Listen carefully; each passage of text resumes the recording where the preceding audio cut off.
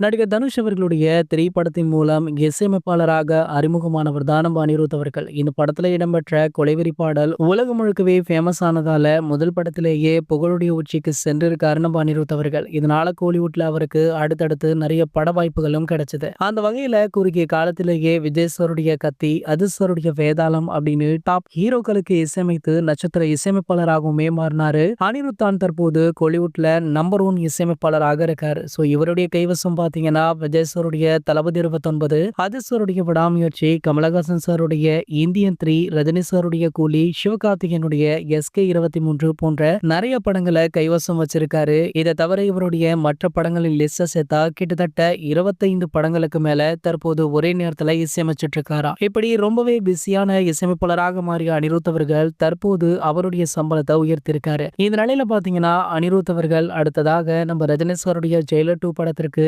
இசையமைக்கவுமே இருக்காரு. அதற்கான பேச்சுவார்த்தைகள் தான் தற்போது மிகப்பெரிய சர்ச்சையாக வெடிச்சிருக்கு. அதாவது நம்ம அனிருத் அவர்கள் பாத்தீங்கன்னா ஜெயிலர் 2 படத்திற்கு கூலிய அதிகமாக கேட்கிறாரா. அதாவது இதற்கு முன்னாடி நம்ம அனிருத் அவர்களுக்கு 8 கோடி அல்லது 9 கோடி சம்பளமாக பெற்றிருந்தாரு. இந்த நிலையில ஜெயிலர் படத்துடைய 2ஆம் பாகத்திற்கு 17 கோடி சம்பளம் கேட்கிறாரா. இது ரொம்பவே அதிகம் அப்படின்றதுனால வேறு ஒரு இசையமைப்பாளரானுங்க முடிவு பண்ணிருக்காங்க.